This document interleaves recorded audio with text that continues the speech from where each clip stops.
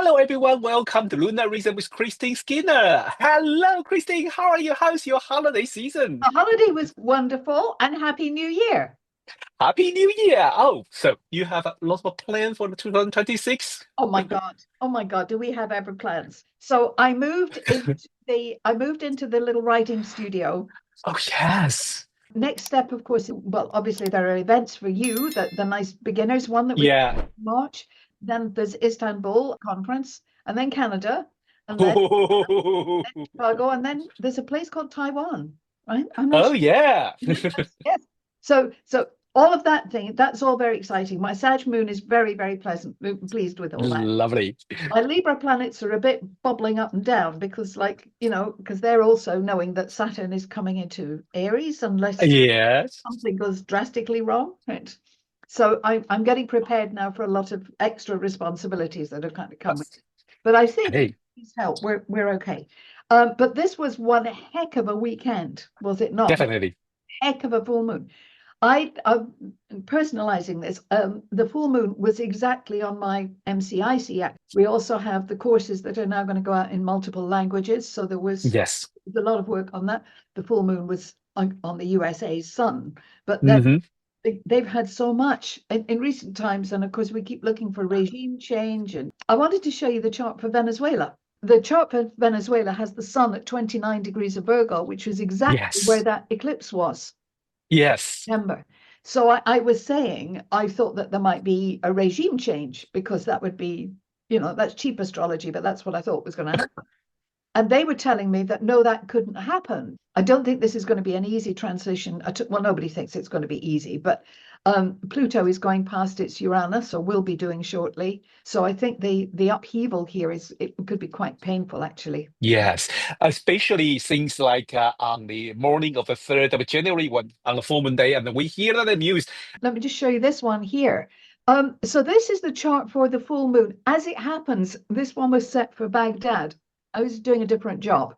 But if you, and we know where the full moon was and the sun conjunct Mars, but if you go in what I would call under the hood, and you look at this, for that full moon, we had the moon out of bounds, Mercury out of bounds, Venus, right, yeah, and Mars, right, and then Hygeia and Lilith, of course. But this is really quite an extraordinary little picture here. I'm a bit fixated on this asteroid at the moment, Hygeia. So I looked at Hygeia on my midpoint listing as well.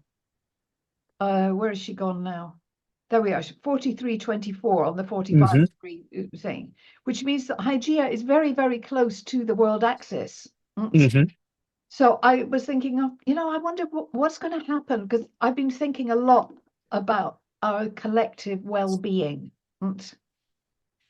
I know that everybody's talking about Saturn and Neptune and Russia and all of that, but I've actually been thinking about well-being. So, yes, definitely. Yeah. So what I was thinking, if I can just show you a different chart here, you to see it heliocentrically today. Here's Uranus just about to move into Gemini. Somebody else had asked me, if in just a few sentences, what could I say about 2026? And this is what I came up with. We have Uranus in a trine to Pluto, right? Helio or Geo, doesn't matter. And we have Neptune between them. I think when Uranus went into Gemini last summer, that's the start of the reboot for all of us. And yes. I think we collectively said, well, actually, we don't want to do that, right? So he's went back into Taurus. But I think we're coming now to a point of non-negotiation. This is going to happen. Right? I think the upside, what I'm saying is that the upside of these reboots is that it gets rid of viruses and stuff that maybe we didn't know were there. Right? Maybe it's on it's theoretically it's about improvement. So I'm looking at this little picture of Neptune, which is going to be on the midpoint of Uranus and Pluto now for months, right, into 2028. And I think this is going to describe the period where we all have to learn new systems. It's not about AI. I think it's about improving our consciousness. And I think that's me being very idealistic. But I also wonder whether or not we're all going to tune into some, I don't know how to put this. I'm not expecting the little green men. I'm not expecting that. But Yes. what I am wondering is if we are, although we might not be able to see it, maybe we're going to go through part of space that enhances our consciousness, Mm-hmm. tunes us up a bit. Mm-hmm. And that's kind of on the top level. But on the bottom level, maybe we're going to stop being as reliant as we have been, say, on oil. And maybe the Venezuela thing is part of that story. Right? Yeah. Right. Yes.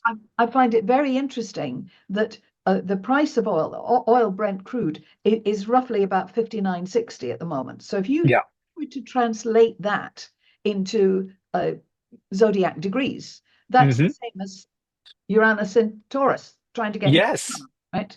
So I actually think that I do think that the reliance on oil, that's part of this story. And I think maybe by the time we get to 2028, we will see the emergence of different forms of energy. Now, if you come along with that kind of thinking, but if that is the case, then that also fits with Saturn and Neptune meeting on the world axis, and a rethinking about who owns oil or uses or abuses it, and the power, the whole world order would change. It would be very different, actually. Yeah. It would be very different. So, yeah, so I think 2026, we're all, in a nutshell, I think we have a cosmic download going on. Mm-hmm. The other thing I was going to show, before I leave this, let me just show you this, because this is interesting. Draconic. If you look at the 5th of January today, Yeah. and you look at it from the draconic point of view, the build-up in Aquarius is already there. You and I were talking about the 24th of January when we have incredible stellium in Aquarius, but actually the hint of it is already there. So I think we're breaking into new ground. I think with Neptune draconically at 19 degrees of Aries, which is, considered to be a financially very sensitive degree, that again, that's the one that's telling me there's a ripple in the oil price. That's a possible low, because if more oil comes on the market, the price will go down, presumably. Yes. Oh, I was going to show you OPEC. That's right. So this is the Organization of Petroleum, but the brief stuff that I did do this morning leads me to think this chart really is a viable one. And with the nodes are now, what, about 10? Yeah. Yeah. So the nodal axis is going to oppose the Pluto of this in, what's that, 3 or 4 months' time? Before Easter anyway. So that's another one that says maybe there will be a reduction in the oil price. But I wonder what they're going to do with this, because here's my fixation. There's Hygeia on the world axis, right? So Saturn and Neptune are going to oppose the Hygeia. Is that another clue as to the fact that the well-being of the planet and of us is there's going to be a turning point, a seismic shift? I don't know. Could be. But that's where my brain is this morning. Yeah. So I've just taken you through a cosmic download, a little draconic astrology, a brief look at Helio, right?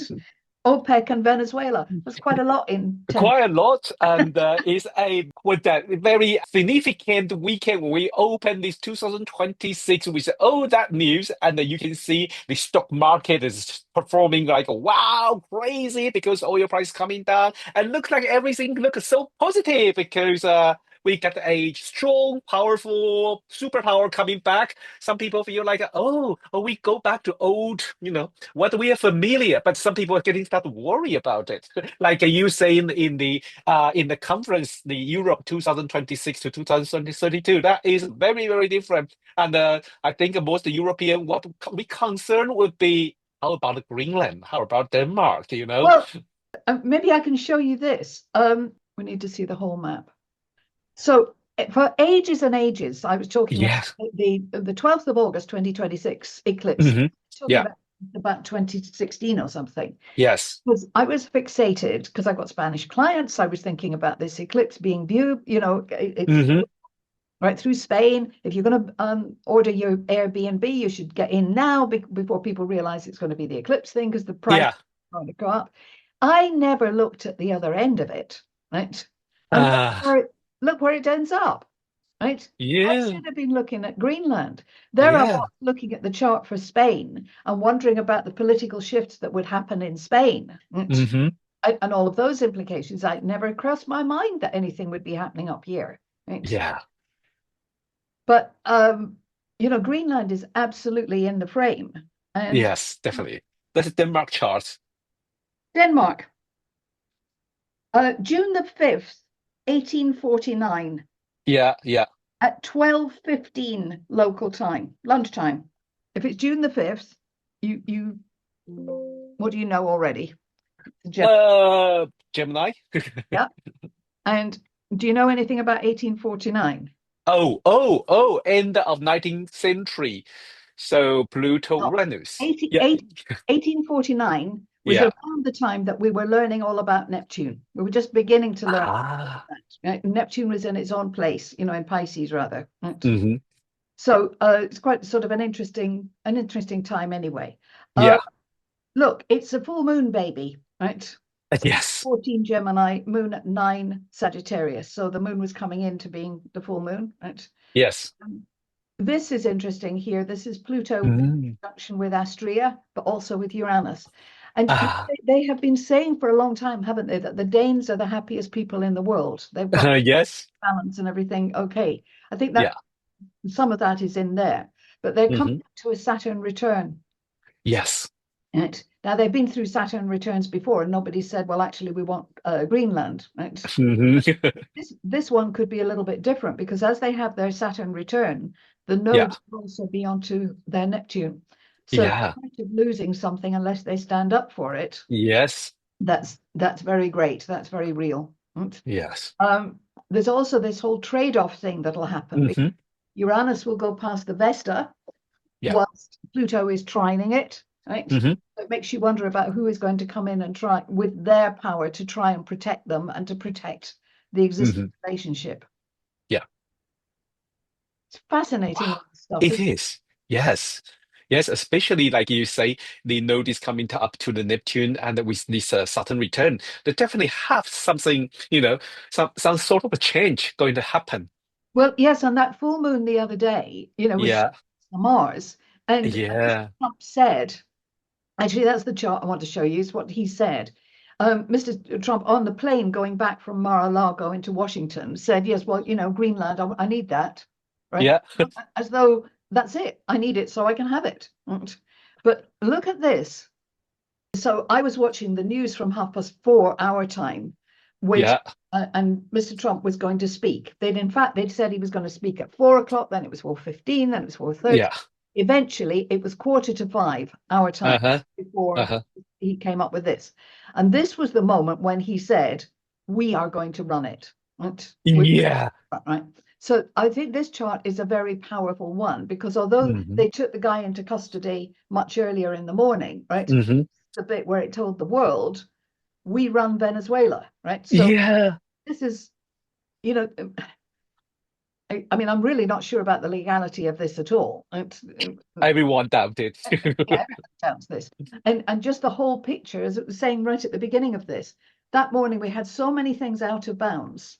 Yeah. We had all these, they were wild cards. I love that word I learned in Istanbul.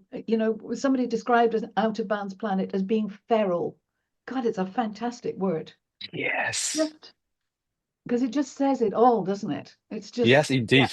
But looking at this, then look, it's 6 Aries, which was the position for Denmark when he said, I'm having that. Right? Direct.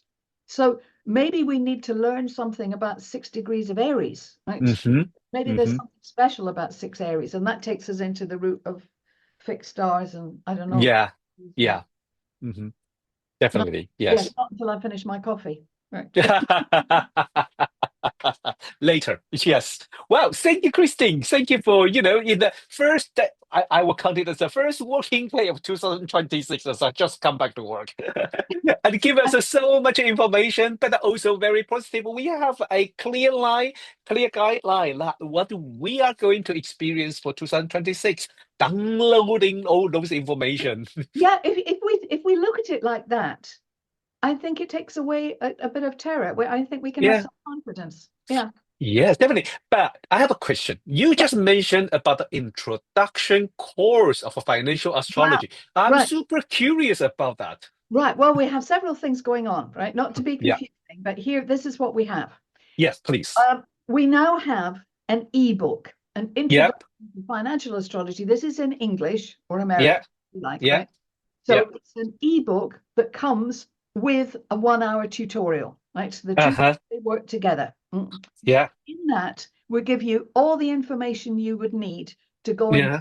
and find out more yourself, right? Yep. Okay. Yep. It's the book that I wish I had back in 1980, right? Yeah. It's all the reference things, what to look for, and a few things. It's got quite a few charts in it, so that's good, right? But we also have coming up now this foundations of financial astrology, which is it's 5 times 2 hours, right? Yeah. And then there's a two-day thing, 5 hours each day, and that's being done in different languages. Right? The thing I'm so pleased about with it is that it's tailored for, like the first one is going, that the Turkish one will be focused around the Istanbul Stock Exchange and the key there, right? Yeah. When I do your Taiwan one, it will be Taiwan Stock Exchange and your things. So it's absolutely, it's tailored to the country that's asking for it. Right? Yeah. This is pleasing my Sag moon greatly. So that's now coming alive, and this is entirely separate to the monthly classes, because this foundations thing focuses on actual financial astrology, whereas the monthly ones are a mix of world events, companies, and finance, and they're a bit more chatty. Definitely. Yeah. Wow. So really looking forward to working with you for the 2026. Sounds like we have a lot of the fun, and we are going to, we plan several different courses together. Yeah. That's the word. We're going to have fun. Saturn can remind me of this. Saturn can do its stuff in Aries, but I intend to have fun. Yeah, true. Yeah, still enjoy it. Well, thank you, Christine. And I'm looking forward to see you very soon. Okay. And okay, thank you. And for everyone, thank you for everyone. Wish you have a great 2026. Bye bye. Bye bye. Healthy. 按赞、订阅、分享，谢谢大家观看到最后。